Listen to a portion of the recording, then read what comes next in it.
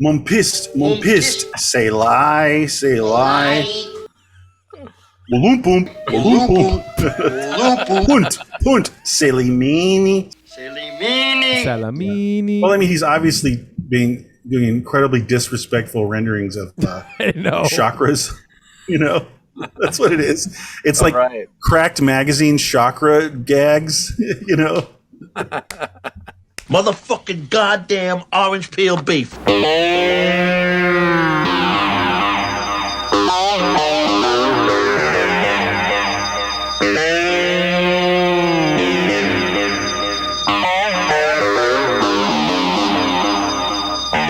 All right, everybody.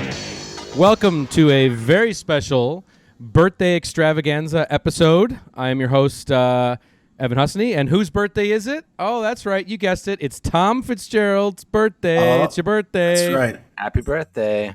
Thank you, guys. Yeah, it happens to be my birthday, the day that we taped this this Lollapalooza here. So cool, and that's why we're picking this film. Oh, yes. Oh, yes. Oh, yes. There's no other circumstance, I'm sure, that we would have picked this film other than your birthday. But that's Probably not. All right. To my right, of course, is Mr. Marcus Herring. Marcus, how you doing? Good, but it's not my birthday. You gotta start working on. You gotta start working on your pick now, Marcus. That's what I was just thinking. It's going to be hard to top this one, you know, as far as like an antagonistic choice. Let me guess. Remains of the Day. Yeah. Oh, that's good. Yeah. Yeah. Right. Yeah. The Last Days of Disco. All right. So Out of okay. Africa. Yeah. All right, everybody. Welcome to this fucking hour, and thanks everybody for checking out last week's too. It was a great episode on JB. Our 1 fucking hour love letter to JB was great. So thanks everybody for checking that out. Jackie Brown. Yeah. But now it's time for this fucking hour, which is Jerry Lewis's. Is it 1983? 1983. Good question. 1983. Yeah, 1983 anti-comedy, as we're calling it, Cracking Up. So, all right, I'm going to start the clock. Oh, boy. Oh, brother. Oh, no. Oh, buddy. Ah. Oh, All right. bread and butter. All right, so, you know, most of the films that we tee up, you know, we post it online. People get their pre-watch in, but we didn't really endorse the pre-watch on this one. But so for those who don't know anything about this, which I'm sure that's most people watching, Tom, what is Cracking Up? What is Cracking Up? Well, first of all, it's a film that was originally called Smorgasbord. Okay. And Smorgasbord, directed by Jerry Lewis, the legendary comedian of Martin and Lewis, of The Nutty Professor, of, you know, just talk shows. He's a legendary kind of Rat Packer comedy god, you know. So he, though, by the time it became 1982, 1983, when he made Smorgasbord, things got really wobbly for him starting in the early 70s. I mean, his comedy was out of favor big time, especially as like the SNL National Lampooners rolled on. He was a big dinosaur, total Stonehenge time for his brand of comedy. And he had done actually, I didn't think of it, but he did the Day the Clown Cried in 1972. Let's not forget that. Oh my God. And that was a huge failure for him. It didn't even come out, and I guess he didn't like it himself. No one liked it. I think he put in way too much money. So that was not a good start to the 70s. And then, unfortunately, the guy, he got addicted to painkillers for his back because he had done all those goofy pratfalls since 1949. And it was really taking a toll on his body, and he got caught by that trap, and he became a big pill addict, and it was really bringing him down and ruining his life. And he made some bad investments. He made a big Broadway production that was a huge money loser. It's called Hell's a Poppin'. Right. And so his money problems and painkillers. I heard that he attempted suicide in 1974. Even he got that low. I don't know details on that, but I'd heard that. So he's low.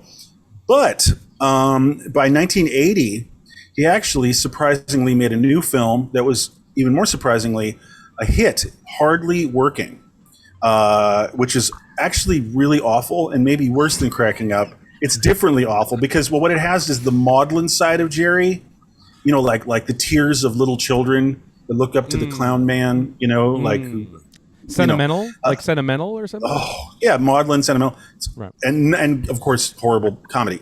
It's awful. But Hardly Working was a hit. So that's next week, right? Yeah, exactly. That surprised everyone. Hardly Working. So I'm just getting to this film. So Hardly Working happens. He even, I think, was surprised it was a hit. And they said, well, what?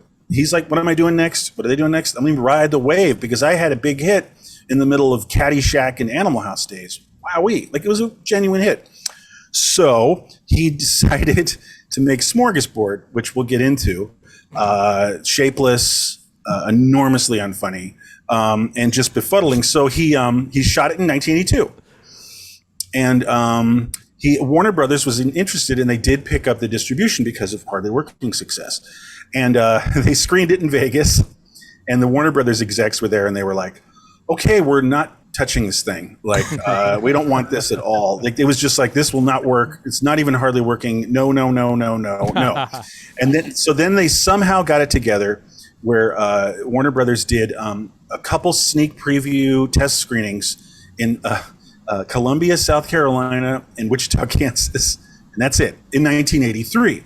Wow. And huge bomb. No one cared. The cards came back. They were real bad. And Warner's was like, Jesus Christ, what are we doing with this turkey? And they were like, I don't think you can edit your way into making a better film, called Smorgasbord. That's the original title. But then they said, let's change Smorgasbord to Cracking Up, and let's just premiere it on cable, like the Movie Channel or something like that. Meanwhile, Jerry did his own distribution of Smorgasbord without an approved cut from Warner in Europe, and they liked it a little better. But now, okay, so cable. So now it's become 1984, and here I am, a kid going to school, not doing homework. Me and my friends hang out at my rich friend's house. What do we do all day? We raid the fridge and we just watch bad cable.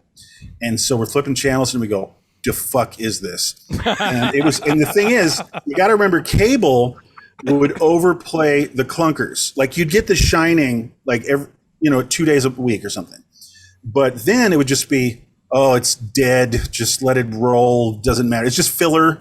It's like drywall for 24-hour cable channel. So they just played Cracking Up constantly, and me and my friends just knew after school, Cracking Up time, let's go. Oh, it's on at 8 o'clock tonight. Oh, it's on at 6. Oh, okay. It was on in the morning. Did you guys catch Cracking Up? And we just watched it constantly. And we would just walk around and say lines from this film. And I didn't do any drugs then at that time at all, but it was just the soup of that film. It just absorbed in our craniums. We're impressionable. Like, I know there's two other guys they'll never forget lots of stuff from that film. I could just give them, little phrases from that movie that we used to repeat over and over again. So I just want to emphasize this. So now it played on cable and constantly for like 2 years. And I guess I'll just wrap up this story with I had even more of a relationship with this. I started doing LSD like around 1987, and we were like cracking up, yo, and like I had recorded it off cable. I had a sacred VHS tape of it. So, like we would do these kinds of things. I had a digital delay pedal that had triggering, like, so it'd be like, hey, hey, hey, hey, or looping like, hey, hey, hey, hey, hey, hey, hey, And so I would run the audio from the VCR and I would just snap little snippets of Cracking Up, like our favorite moments, like moment. Yeah, exactly. And I would just trigger it. So I'd go like moment, and you could slow it down on the delay. But then what I started doing is I would take this is so primitive, of course, but I was kind of VJing. It was like I would pause the VH, like someone would say something like vinegar and oil, pause, and she's saying vinegar and oil through the audio, and I would loop it. So it'd be vinegar and oil, and then you'd freeze her face, and then she'd go vinegar and oil, vinegar, and we were literally coming down on acid at like 3 a.m. in this guy's like room at his mom's house, and we were fucking dying. It was so powerfully psychotic and stupid that it left such an impression on me. I don't know if it's good. I don't know if it's bad. I don't know if it's bad for me. I don't know if it's garbage. I don't know if it's art, but it's soaked into me. And so this led me to never forget this film. And years later, I started really VJing. I worked with DJ Cut Chemist and other people. And so Like, and also I'm a huge hip hop person, so I look at things this way. I want to remix everything. So when I started working on this project, Cinefamily, programming there, I would do these pre-shows, and I would just music would be playing, and I would just be going like, "What's this clip?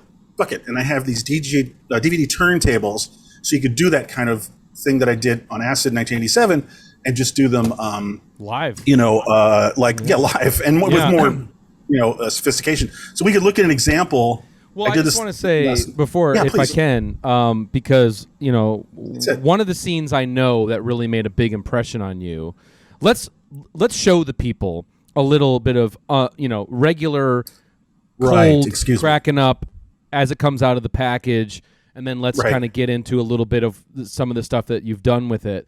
Pre-fucked with. Yeah, pre-fucked with. So this scene, which I think is a high point in the movie, if you can call it that, is. Can you explain this scene while I'm queuing it up? Like, it's basically. I knew you were going to say that. Yeah. Well, Jerry is suicidal in the film, right? And he needs help. He was advised to see a guru called Dr. Grasnova Pux, and so he actually stumbles into him. That's a whole other story. I'm laughing already. Yeah, during an avalanche. He finds the guru, but the guru's injured by the avalanche. And so he needs an operation. The guru, the wise man that Jerry's character was seeing, but they both were hurt in an avalanche.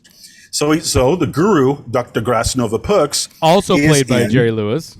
Yeah. Oh, that's right. Yeah, he plays most of the people in the film. And so anyway, I'm trying to think here. He's injured, and the doctors are like, "Well, let's get the anesthetic," and he goes.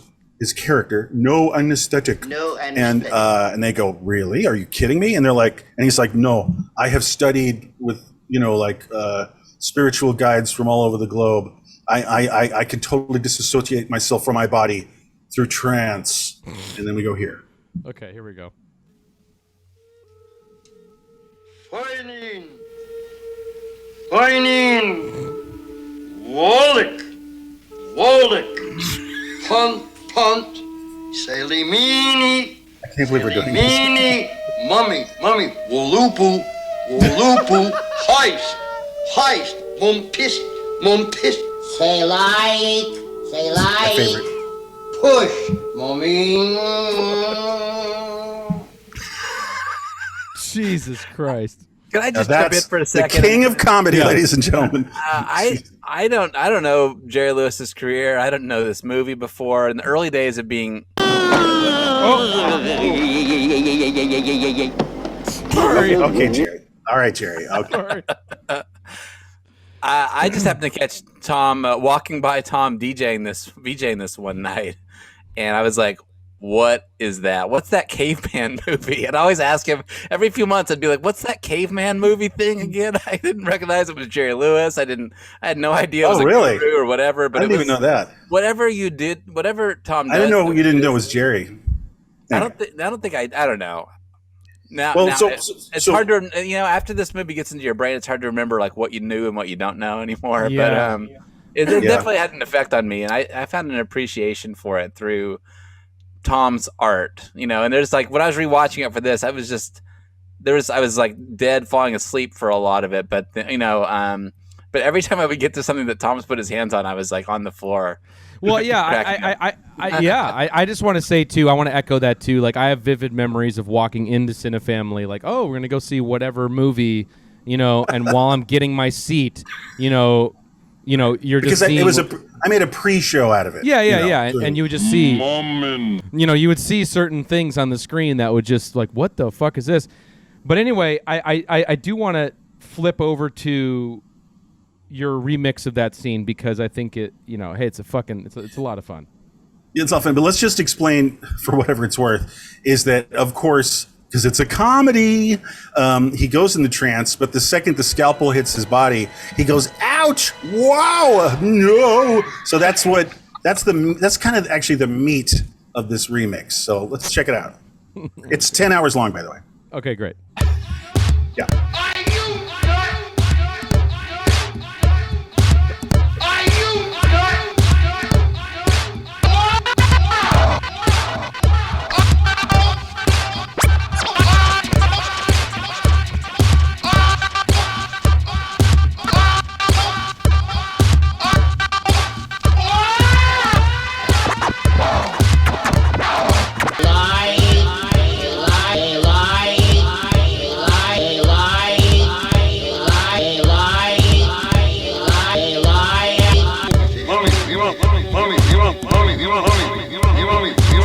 mommy, give me mommy, you mommy, you know mommy. 10 more minutes. Put a flashback in deep.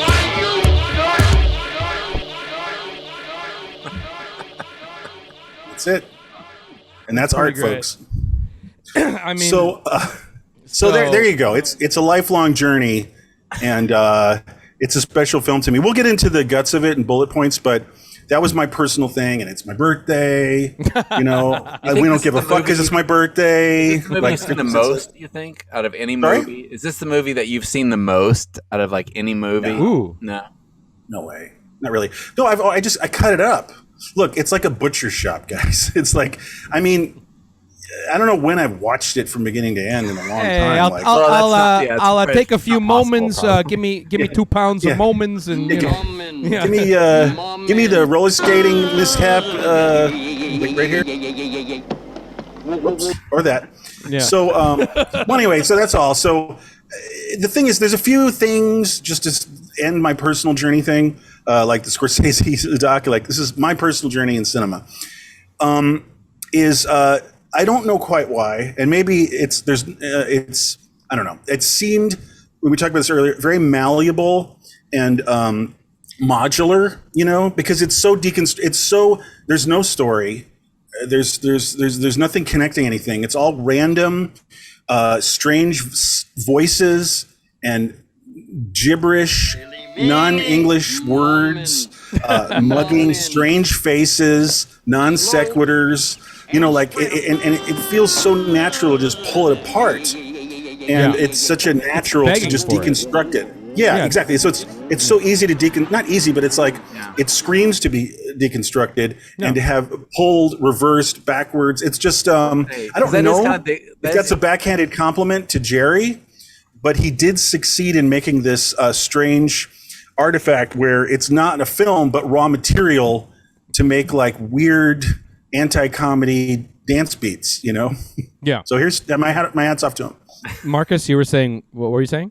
Oh, I was just gonna say, no, that's interesting because the film kind of unravels, like it literally feels like it's unraveling, like as it goes on. Like you said, there's not really a plot, but there is like a framing device, but then that gets dropped somewhere, like about an hour in, that gets completely dropped, and you just don't know what happened anymore. It's almost like Dangerous Men or something, but made by a guy who made really good movies.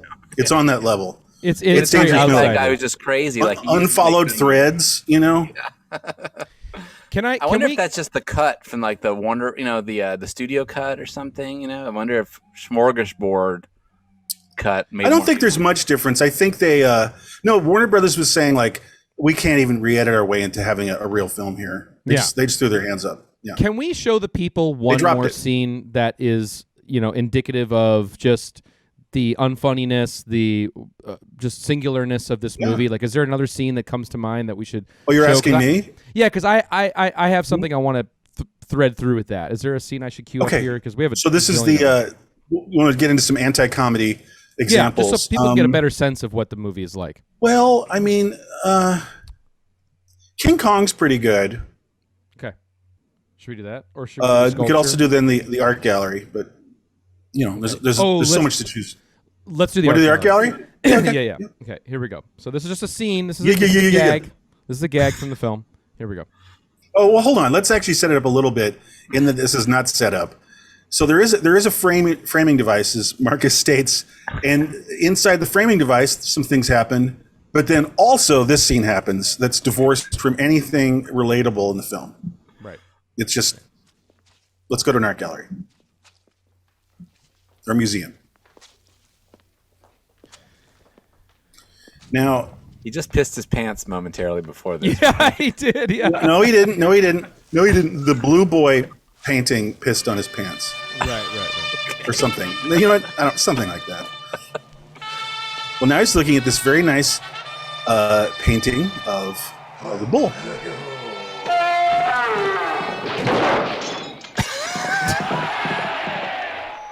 We did not pause the picture just now. That's just something you don't see anymore. The freeze frame.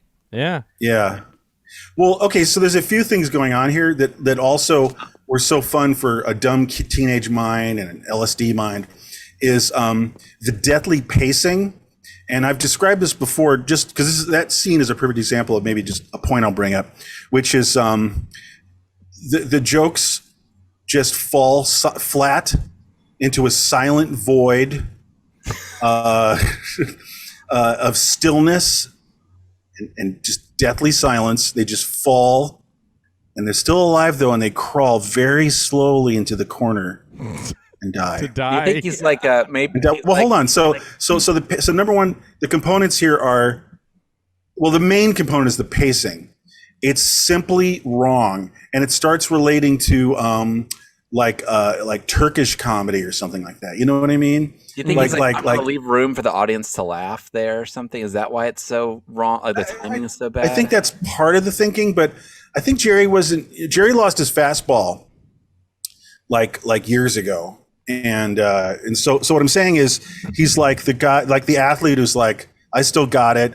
And like, they know how to lay up a shot kind of in the hoop, but it's like, they don't have the goods anymore. Yeah. So he just got really slacking and lost. He never had pacing like that. He was a bit more of a craftsman than that, you know. It definitely feels like someone well past their prime, trying to use like Windows 97 or something from moment to moment here. Oh, but what I will say, yeah, I just wanted to say one thing just for context for the audience too.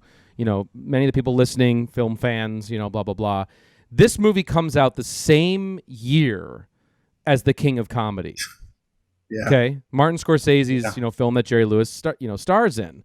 And that's trippy to think about, like when you're watching this movie, that this is coming out in that same zeitgeist, right? Like there's Jerry Langford. Jerry Langford.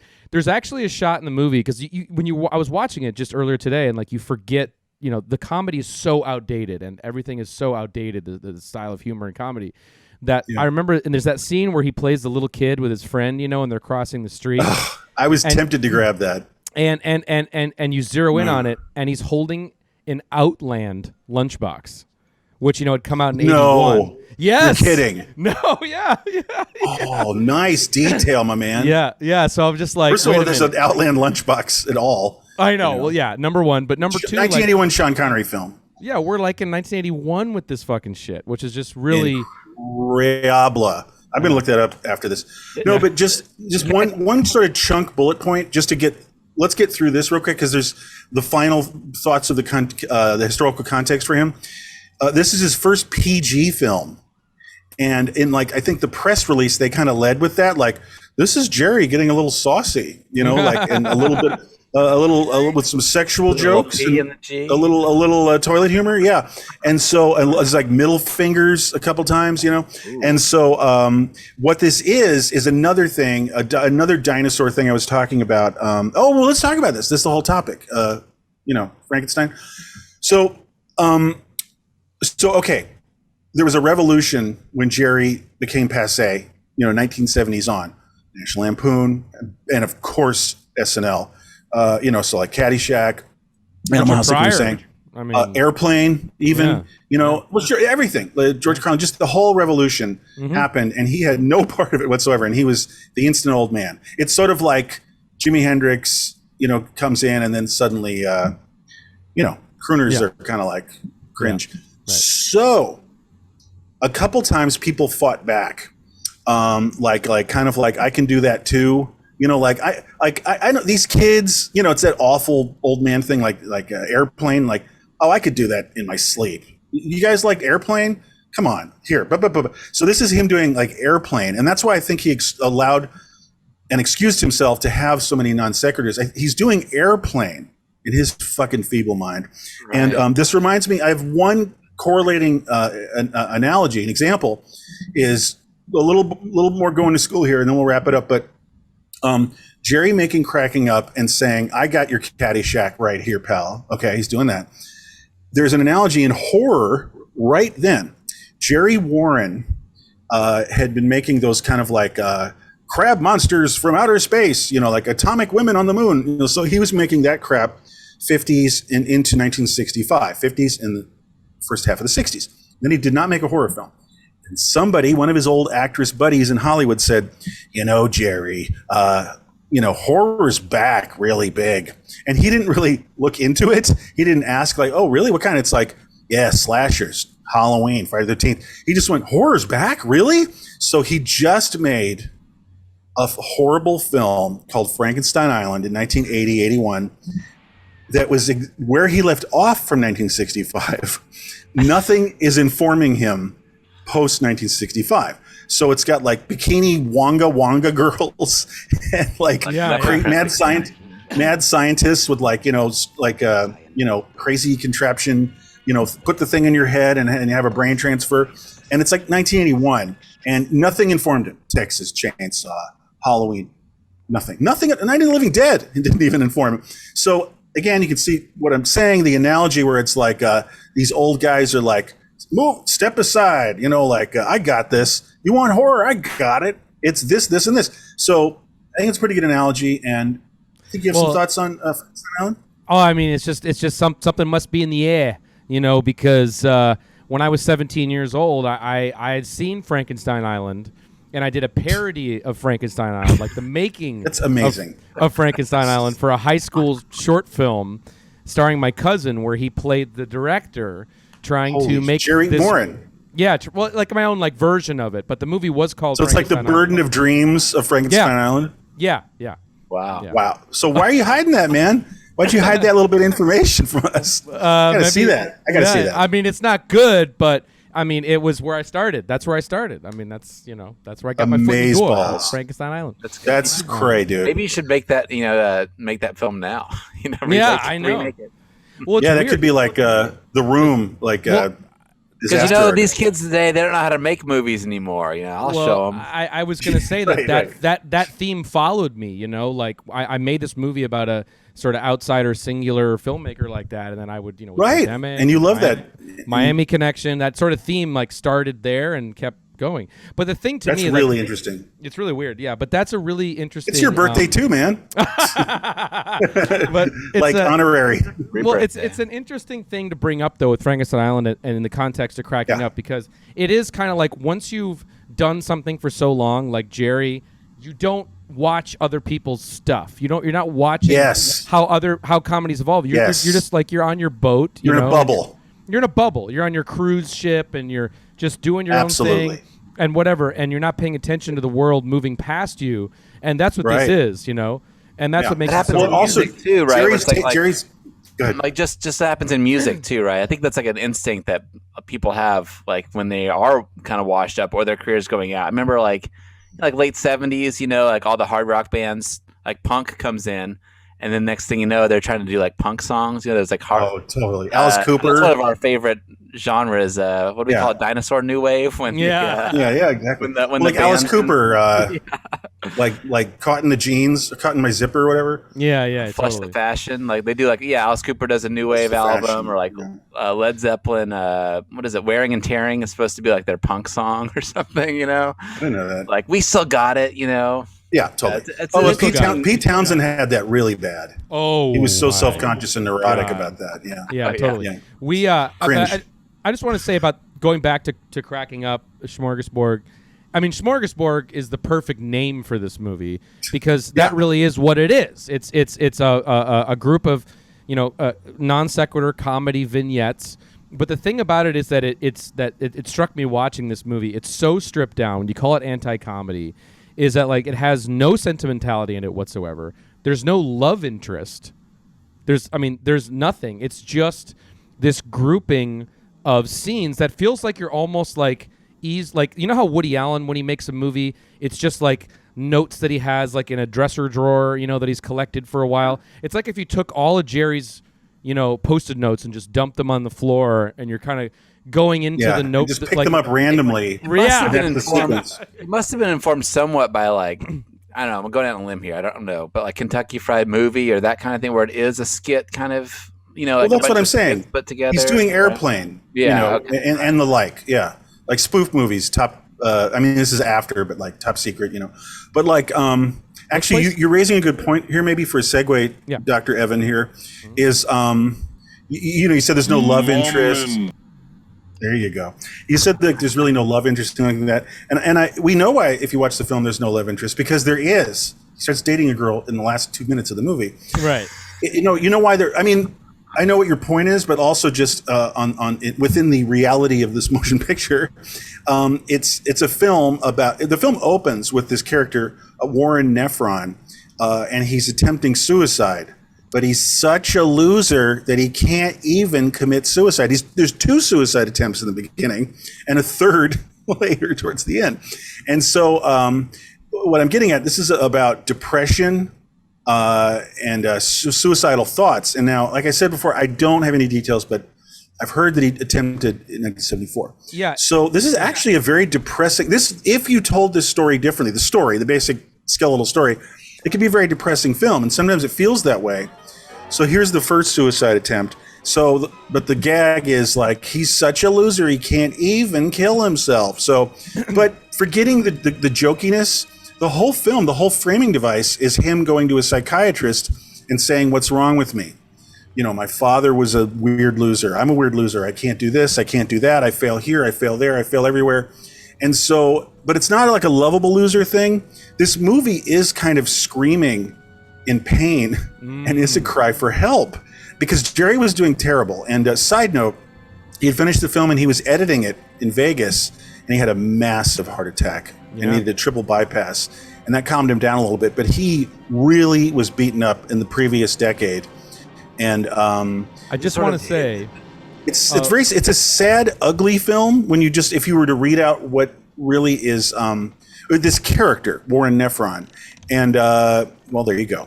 I just want to say when I saw this, this is the opening of the movie, and I saw him in that skilled fall there, with this, and you would see like. I feel like that would be a device in kind of like a movie, like we said on text, like a Charlie Kaufman clone would have like this kind of humor, this self-deprecating sort of, humor. But when I saw that originally, the first time I threaded this movie up, I was like, this is going to show some promise, like it's going to, all right, it's funny, there's you physical comedy. Really? And I saw like, okay, I know. and then it was just like off the rails into, full on mumming, and that was. Well, you know what phrase gets me just thinking, and exactly what you're saying is someone once said, it takes a talented person to make a bad film. Do you know what I mean? Oh, like, yeah. because it has to be dynamic enough to be engagingly bad. I mean, there's bad, which is just like, the Banger Sisters, but like this is wildly bad because there is, I don't want to compliment him, but like he has a creative energy and that scene does work just on the basics. He did fall right. It was framed okay. Right. I mean, there's many disasters to come, but just he's successful enough at his craftsmanship and creativity where something's happening, but it's a complete misfire. But it's a big bang of a misfire. So there's a lot of thoughts in my head right now. But like Marcus has got maybe something though. Oh please. Oh, I just wanted just for a sec on that opening stuff. Like, it's really, for me, it's like if you're not yawning the first couple minutes, you're in sort of got an inhuman appetite for this kind of thing. It's so for me, it's like really slow in the beginning, right off the bat. It's nice and slow, and then like everything about the this is sort of kicking a horse when it's down or whatever. But it's like. It's got that like shot on a set quality. The lighting feels like all like there's those flat, heavy dark shadows. Like so cheap. The ceiling feels like super tall because there's no ceiling, and it just feels like a set, and which reminds me of a TV show, which is like a bad play basically, right? So it's like right off the bat it feels that sort of when first time they go outside, I'm like, wow, like this because you feel just so claustrophobic. It's so Culver City, like a set, right? It feels very lazy filmmaking in that way. Of course, it's cheap, and he didn't work with his regular people. He couldn't get them, so it's an amateur crew. Let's show the good people some more scenes from the film. I think we should, really kind of explain, that's what I was gonna say too. Show what we're kind of been talking about with the comedy. What are you thinking? They deserve to see. They do deserve. Well, let's definitely got to show Jerry goes skating. Yeah. And I think this is a eureka moment for you as well, right? Because yeah, the way it, I'd never seen, and maybe before or since, seen anything comedy or whatever ever been executed this way. It's a failure as a joke. It's a failure in the execution of having the joke follow through visually. But he accidentally stumbled into this really fascinating kind of deconstruction of like film editing, and it's at the very end of this brief scene where Jerry goes skating. What could go wrong, right, guys? He's just gonna go to the skating rink. I love that box. Yes. But I was stopped in my tracks when me and the boys were watching this in my youth. We didn't even laugh at it. It was just too. I don't want to build it up. It's just so damn wrong. It breaks all the film rules. Coming right up here. No wonder the French love it. Here we go. Right here.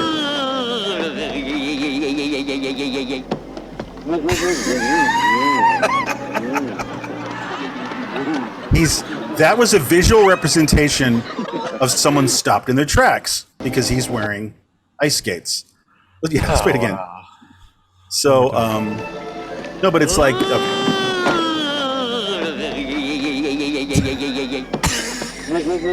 It's like, he's like, well, it's poorly framed. It's like totally, it's so Martian. That is so like, and the biggest movie ever in Venus was this. Yeah. It's like, what? Like, it's not framed good. Like, it's not on his face. It's like low and just the back of his hair. It's almost like they use the B-roll to like solve the joke. Well, they're working. So they're palindrome something. I think that's the intention. I think that is, he wanted that, but he's palindroming on this tiny 1 second, like like back and forth palindroming on the on the video, and then he's just in the mic like like matching like a palindroming 1 second palindroming meaning like going back and forth, forward reverse looping. So I mean, is that genius? No. Is it funny? No. It's amazing. Is cracking up Jerry Lewis's all that jazz? No. All that jazz. No. All right, Marcus. It's I don't know. On that note, on that palindrome thing, I just, those little moments like that can really stick in your brain in a movie, and like that. Before we move on, like that other thing, in the bull scene, there's that freeze frame, and like that is just a classic thing that you don't see too. And it's like the actor didn't hold long, and when they were reviewing the takes, they're like, I didn't hold long enough to sell the joke right. So then they do a freeze frame to like make the joke work, but then it's just so alien to have them stop. Yeah. Completely it's too long, and like the film grain changes different. There's this of course. It's like zooming in or something. It's so amazing, yeah. Optical printing. Right. No, but again, that leads, because the thing is, you could have done a freeze frame, but it should have been a tenth as long because it hangs there so long that I actually always think is my computer freezing when I see that. It's so we just did, and I thought like, oh, maybe the playback when we played it earlier, the bull. From the painting, it's like, oh, what happened? It's like, no, that is the intention. And then, of course, what do you do after you have a freeze frame that goes on vastly too long on screen? It just dies. The pacing's awful. You cut to what the bull tore up in the museum, and that just sits there forever. It's very weird. Let's have that sit for a really long time. It's like, I think with no sound, no. Wait, hold on. No music sting. No, like you don't hear the bull in the distance, like it doesn't have any kind of like nuance or any kind of that flavor. It just hangs. It just sits there. It is weird. It's the silence, the stillness, and the deathly pace. That's what always fascinated me the most. And in a weird way, it is kind of LSD because he's stretching. It's like how time gets weird when you're on hallucinogenics. It's like, it feels like, why is this so long with him looking at the bull? It's like it doesn't have the pacing of normal things. Everything's normal except cracking up. You know what I mean? Everything follows the rules. Even a bad movie follows the basic rules. Yeah. Right. Yeah, that part go ahead, didn't even Mike. make any sense. So you just explained it to me. The bull, like I literally just didn't know what was happening until you. Wait. Now What I'm are you like, saying? oh, like the bull went through a hole. I didn't like understand what was going on. You know? Holy Oh. shit! Look, I'm not surprised you aren't. You know what I mean? Like, of course you are. Like a little, like, because it's not articulated well. Because it's made by like a person from fucking Neptune. You know? Well, I have a It's theory. like- I just want to throw this out there real quick. Clock's ticking, but I have a theory. You know, Sure. Oh my god, only 22 more minutes to talk about I this. know. I saw that. Yeah. I have like about an hour left. I was gonna say like, Yeah. you know, Jerry. It's like, you know, everyone knows his reputation. He's not the most friendly person on the planet in terms of Maybe not. you know how he works. I have a feeling that the energy on this set was dismal. I have a feeling Oh, like he that's was. a great point. I have a thought that he was just absolutely a fucking pain in the ass. And you can kind of Just tell a monster, a tyrant. monster tyrant. You can kind of Well, tell listen, like in let the me air inform with that. yeah. He didn't. He wasn't. He, for many reasons, he didn't work with a reliable crew that he had worked with. You know, like for decades. Like he didn't have his editing guy, his lighting guy, and so he probably was berating these like 29-year-old bearded That's what I'm guys. saying. You That's know? what I'm saying. You're so right, and it created Yeah. a dismal, like the editing bay. Like, Yeah. what are you fucking blind? Why did you cut there? You know, like Because I have a thought that like there were some times where I'm watching. I think the Totally. scene where he's talking about hot showed. When he's doing that whole thing. showed. When he's doing that, I just like had this feeling like that feeling of a crew member holding a boom mic, just wanting to Yeah. fucking kill this guy. But Kill this is him. what we're all here for, is to watch him do that. You know what I'm saying? Like Yeah, that like, energy watch is him- present. Yeah, like let's have a terrible time making a comedy, and we're all being attacked by the funny man, the lead, and yeah, just dismal. No, well, the one little tip. I mean, of course, he's always been a monster. That is the reputation. But post triple bypass, he did, according to friends, mellow out, and he even would admit, I had to cut down on the high anxiety. And I'm just quoting Jerry. He was like, you know what? Sometimes I'd be at a restaurant. And yeah, I'd turn red and I'd start screaming for 20 minutes about a guy, you know, not bringing me the fork when I asked for it, you know. And so evidently post 1982, he became more of a pussycat. But So all of this is building up to that moment, though, because he has the heart attack yes, in the edit he has room. a heart attack like months after he does.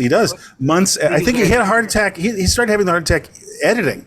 Yeah, He's like in the bay. So he's probably imagine, like, you fucking cocksucker, where did you fucking, like, who taught you how to edit? You know, and he's like, you know, and then he's like, I'm fine. And then he thought he had indigestion, and then he's having a fucking huge coronary when he woke up in the middle of the night sweating. He was like classic, like a diet pills, kind of like speed type guys or something. No, he was on Percodan.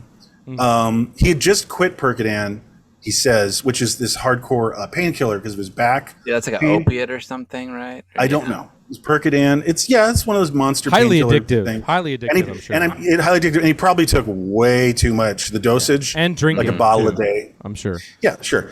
And I don't know if he did Big Fat Rails of Speed. Let's just assume he did, or I don't know. He was a big druggie. He was a big druggie with like the legal drugs. Time out. Let's time's getting precious here. Let's We have a lot of clips. Let's watch the King Kong clip in the context of Oh, a miserable please. crew. Yeah, a miserable crew Good call. having to film Good this. call. Okay, here we go. Like, Nothing to be afraid of. Nothing can happen to me. There is nothing to be afraid of. I love the King Kong clip. Nothing can happen. One of my favorites. There is nothing to be afraid of. There is nothing to be afraid of. I have a theory about this. Nothing can happen to me. There is nothing to be afraid of. Nice arm. Nice King Kong hand. Nothing can happen. Actually, maybe we can focus on this too. Maybe let's dovetail and just maybe put a button on the depression, like the cry for help here. I did it. My friend always pointed out Doc, I did just how desperate. If this had German subtitles, this could be like an art film right here, right here. Muttering into the void. He's muttering like a lost Mummin'. child, excuse me, into the void. So can you just quickly thread up, just to put a button in this thing, is the suicide attempt? God, which one? Hold on, sorry. Wait, Marcus, there's a lot of suicide. Do you have a theory? Before we move, Oh, okay, yeah. Before we move on, like just that hand, right? Like Yes. when I was watching this, I was thinking it was like, I was imagining there's that part in the Ed Wood movie where he's like looking at like stock footage and he's like, I could make a whole movie with this, and I was just imagining him walking around a prop department going like, I could do something with that King Kong hand, and just sort of like not totally. leading with the idea, leading with the props that are available, and you're like, That said, it looks so bad that I don't even think a prop house would have a King Kong hand, because first of all, the fingers are so skinny. I think they made it for the film, actually. Ugh. It does have a little bit of a Frankenstein Island vibe to it, at least. Totally.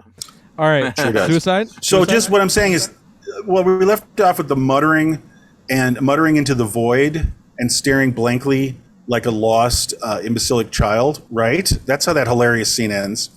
And then if you get to, God damn it, wacky suicide. Yeah. Wacky suicide. Here, this is like the penultimate scene, kind of. And our character here, Warren Nephron, is once again attempting suicide. The third suicide attempt in this comedy. And, he runs out of gas, so he doesn't have enough juice to have the car roll off the cliff. So there is sort of some filmmaking here, kind of. And once again, this has kind of everything. It's not like one of the showy scenes in the stupid film, but it's the pacing is on exhibit here, the deathly pacing, but also just how it's so far from comedy, and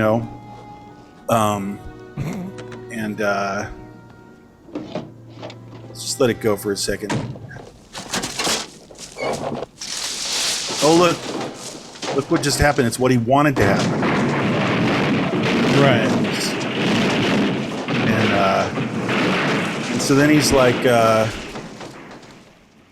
and then, by the way, I thought of this only yesterday. So he's out of gas. Or no, he was going to fill his tank with his reserve of gas. I get it. Now I get it. Okay, never mind. So now he's just walking with his tank. So now he's like, well, I'm taking my tank of gas. And he brings up the wind sound effect. It's cold. It's chilly wind. It's getting dark. He looks defeated, exhausted, at the end of his rope. And he's still, his only instinct is to end his own life. Actually, this is the fourth suicide attempt, technically. I'm going to set myself on fire in this comedy.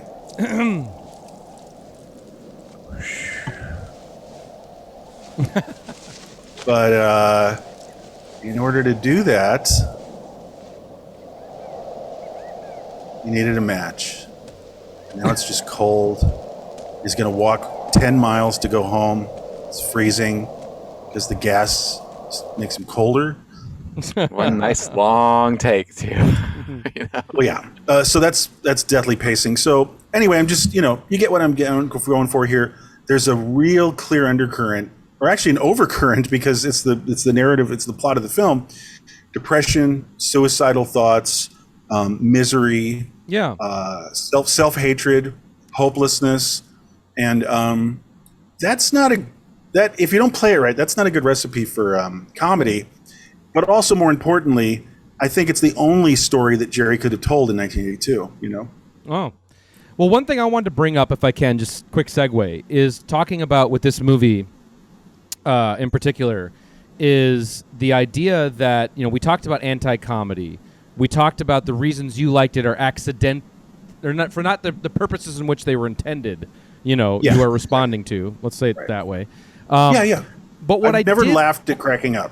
Right, but what I did find interesting, okay, now follow me here, is when I saw this movie, and because it's so freeform, it's so nonsensical, the concept of anti-comedy, or that brand of surreal comedy, is so ubiquitous today that it's interesting looking back at it now in that lens, and I instantly thought Freddy Got Fingered a little bit.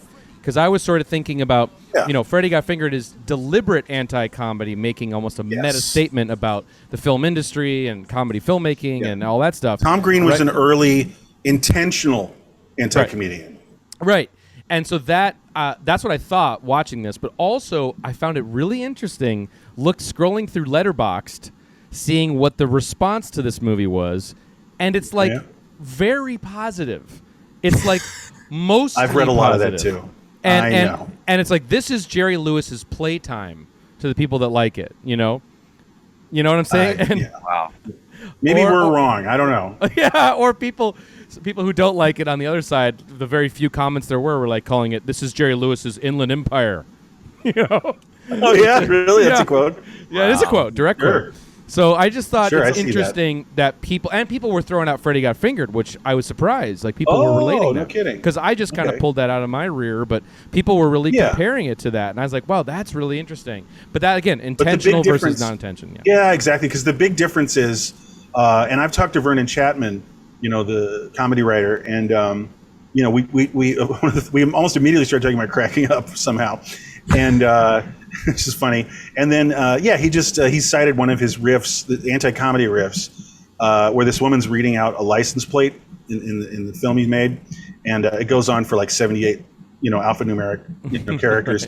And I was watching with him, and he just looks at me and he goes, cracking up, and I go, totally, And so what's funny though, it is the godfather of anti-comedy, and maybe the most anti-comedy film ever, but he was of course not intending that whatsoever. But it's always better.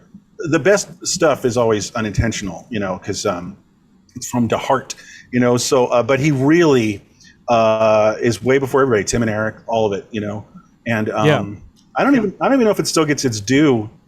Jerry complicates things. If this was made by a nobody, like some film that gets lauded, like The Room or something like that. But if Jerry throws people, I think this film repels people because just a lot of people are repelled by just Jerry Lewis. Like, nope, not going there. Right. I feel like you guys are a bit like that, or Marcus even. Well, yeah, he was not beloved for my generation at all. Like, I felt like my parents even made jokes about him. The only thing I knew about Jerry Lewis as a kid was that he was like the punchline on David Letterman jokes. And I mean, there's tons of people that don't know Jerry Lewis at all, but they know that he's popular in France.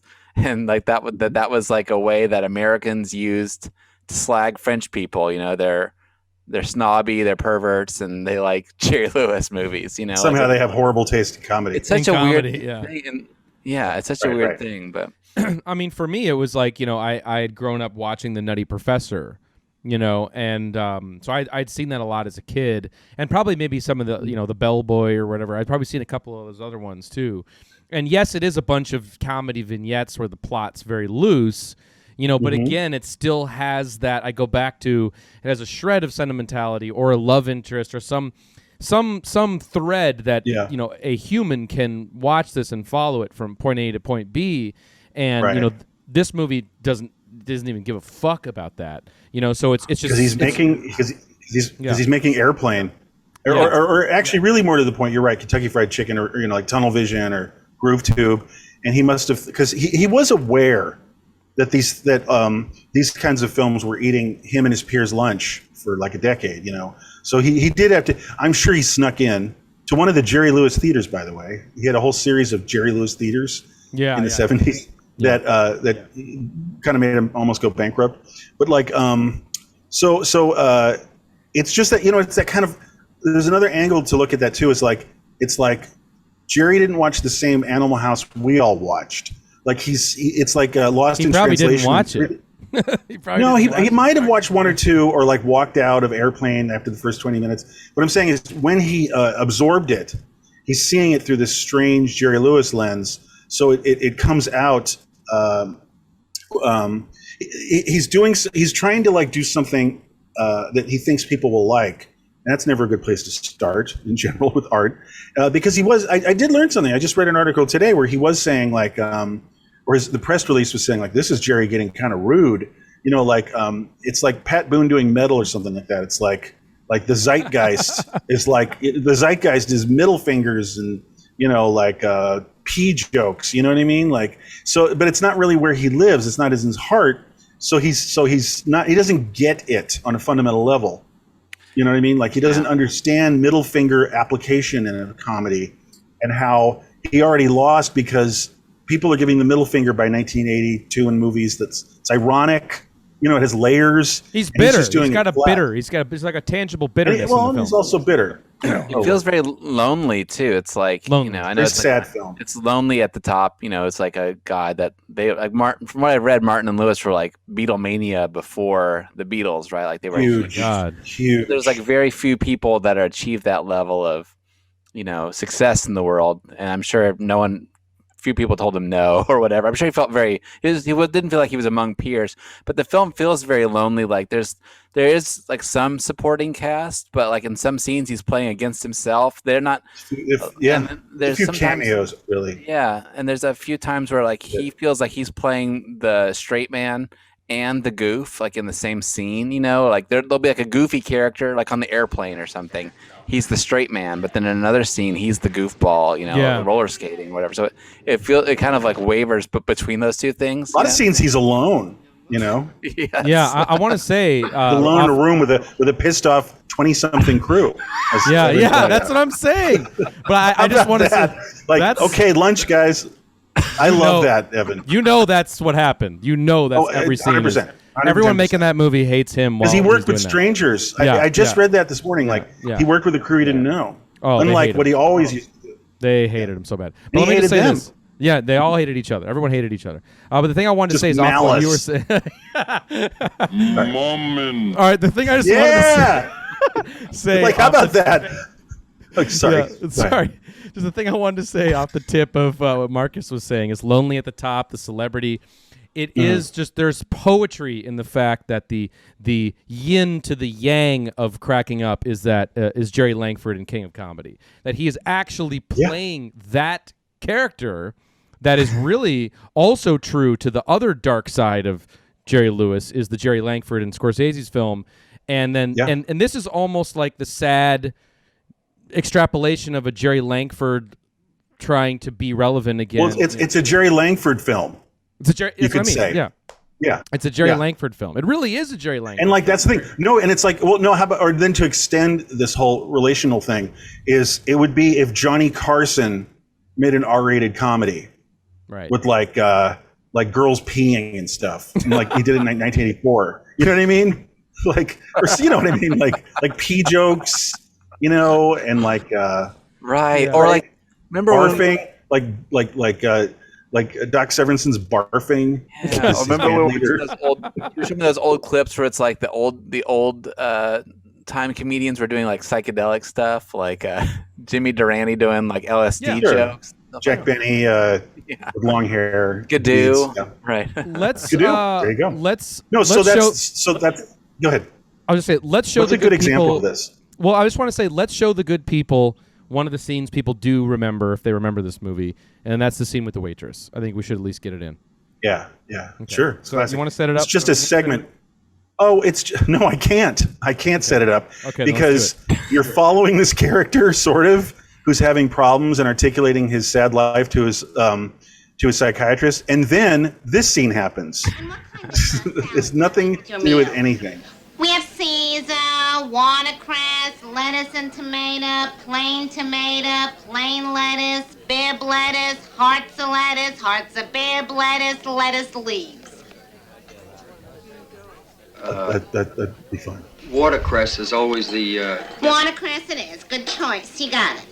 And what do you have on it? We have vinegar and oil, plain oil, Thousand Island, 100 Island, Hawaiian Island, 3 Mile Island, Russian, German, Swiss, mayo, 7 more minutes, guys. Roquefort, blue cheese, brown cheese, cheese and bacon, bacon bits, bacon chips. But it does. Vinegar and oil. Vinegar and oil. Good choice. You got it. Vinegar and oil. But it is definitely vinegar and oil. That is like, man, cracking up walked so Tim and Eric and shit could run. I mean, for real. Yeah. in She's some so ways. fun. She's actually really funny, I think. Yeah, well, that's Zane Busby, who she's in Up in Smoke is one of the groupies that they pick up in the van. She's in Americathon, if anybody even knows what that is. Oh, yeah. And yeah, she's great.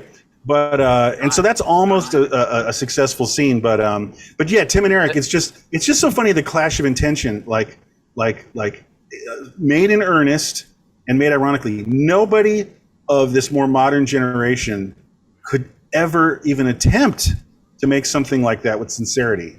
That's what's so special about That's true. Cracking Up. I'm glad you made one final mention of that. Because there's nothing ironic. There's no irony in Cracking Up. No. A trippy Zane Busby fun fact, that one with the Fran Drescher voice, like she was an assistant editor on Holy Mountain or something. Like she worked on Holy Mountain. That's so weird. Just like worlds collide. With 2 minutes on the clock, we wanted to pass it around and say what scenes in this movie for everybody are almost funny. Tom, you start. Birthday boy.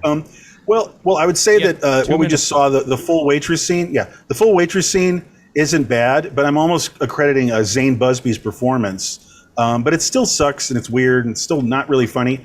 The one tiny moment that kind of works for me is Jerry's character's in the hospital after the avalanche, and the nurse. It's an avalanche, so he's injured in an avalanche, so he's really cold. When you're in an avalanche, you're really cold. So the bedpan is changed, and the nurse is throwing the bedpan out, and it's ice cubes. Yeah, right. Because it's so cold. But she's shaking them out, and one is sticky, and there's some very good comedy. By the way, I'm complimenting someone else again. The nurse, the woman who plays the nurse, does a great job having to pluck the one final ice cube out of the bedpan. And she does a beautiful job. It's very funny, but again, that's another performer doing that, not Jerry. I'll be brief, and then Marcus, take us home. I'm just going to say the scene in the beginning with the office when he's slipping on the floor, the very last moment of that scene when he's like pushing the chair across the floor is what is he like? It's is an absurdist, wonderful little moment that I enjoy. Marcus, take us home. I only ever laugh at the parts that Tom remixed and sort of nostalgically chuckling and laughing at those. But there was one joke I noticed at the very beginning, instrumental theme song, and the credit comes up and it says intro song sung by Marcel Marceau. Yeah. And you think it's funny? Yeah, I know. I was about to say the same thing. You think that's halfway funny? Mummin. That's an automatic mummin, my man. We're saying like what's halfway funny? That's halfway funny. If that's what you think, I can't elaborate now or after. Rock on, brother. Rock on, boy. All right, everybody. That was one fucking hour. We actually did it. We did it. That was barely. one fucking hour on Smorgasbord, a.k.a. Cracking Up. Wow. Are we recommending people watch it? Moment to you, pal. Noman. You recommend it? Noman. You know what? You know who you are. If you're bold and no trepidation, just go fucking watch the hell out of Cracking Up. I don't know where to find it. Maybe there's a VHS. No, I think there was a Warner Brothers Archive. No, there's archive. There's probably on like Amazon or something. Yeah, I was looking for a BD rip, couldn't find it. Pretty rare. No Blu-ray. No BD. But Warner Archive DVD. But yeah, I mean, look, it's so funny in today's age, with like looking on Letterboxd and how everyone they just love movies and they love being positive on films, and it's just so funny to read all these like 5-star reviews of Cracking Up on Letterboxd. 5-star reviews. Oh, it's wild. Yeah. So anyway, hey, look, maybe we're wrong. No, I don't think we are. Not to be confused with the other Cracking Up. Yeah. Either. That's also a comedy. Yeah. From 1977. Tom, it was your birthday. I hope you had a good time. Right. Sure did. I hope you had fun. It's your birthday.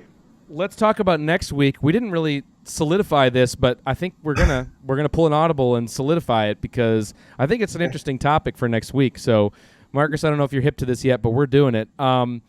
Next week, everybody, we're going to be looking at a complicated movie in many ways.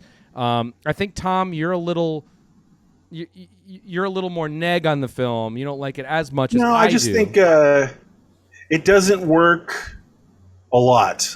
Okay. But it's fascinating, and there's some It's really cool fascinating. filmmaking. Yeah, this is going to be Really cool filmmaking. This I'm is going to fascinated by be it. a little Zardozian for an episode, but also I think I like it a lot more than I like Zardoz. I'll tell you that. But we have a lot to talk about, and next week we're looking at William Friedkin's Cruising, okay, starring Al Pacino, notorious film, controversial movie, but also some wicked shots in that movie. Let me tell you, and also a great soundtrack. So we're going to talk about that next week. So everybody, get your pre-watch in for Cruising. I hope you enjoyed Tom's birthday spectacular, and And I'm sorry. I apologize to America and the world. Yeah, you should also apologize to maybe like the 4 or 5 people who are regular watchers of our show who might have blind bought this DVD. But anyway, I know. Sorry. Maybe you can return it. But all right, everybody, have a great rest of your weekend. Stay out of the snow if you're in New York like me, and enjoy your moment of zen. And we'll see you next week, everybody. Wait, first, Moment. Okay, see you later, everybody. Ladies and gentlemen, we welcome, please, a brilliant filmmaker, Jean-Luc Godard.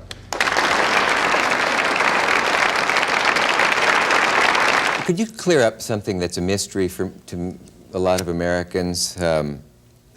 Jerry Lewis, as much as he's admired as a comedian, but an awful lot of Americans are in the dark as to why he is so almost sanctified by Europeans, particularly the French. Do you also find him funny? Very. If not, no. I think it's very funny. Even when it's not funny, it's more funny because it's not funny. Motherfucking goddamn orange peel beef.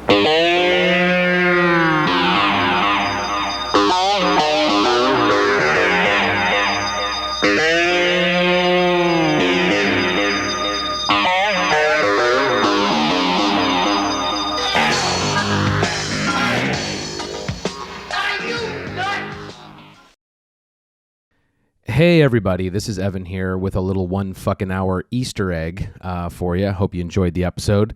Earlier on in the discussion on cracking up, I made reference to Jerry Lewis holding a Outland lunchbox, a lunchbox memorabilia item from the 1981 Sean Connery sci-fi film. Upon further inspection, I realized it's actually not an Outland lunchbox. Very sad. It's actually a Ghostland lunchbox. So I must have been completely hallucinating, thinking that's what it was, and it's not. So I just wanted to clear that up, so not to get busted by the Jerry Lewis police on that one. It would have been great if that were the lunchbox, if that's really what it was. I actually had been reading the Outland I think early 80s comic book adaptation of the film, drawn by Jim Steranko, and I think I had that on the mind. And that's why I made that incorrect reference. So apologies. Anyway, enjoy the rest of your week. Enjoy next week's episode. We'll see you then. Bye-bye.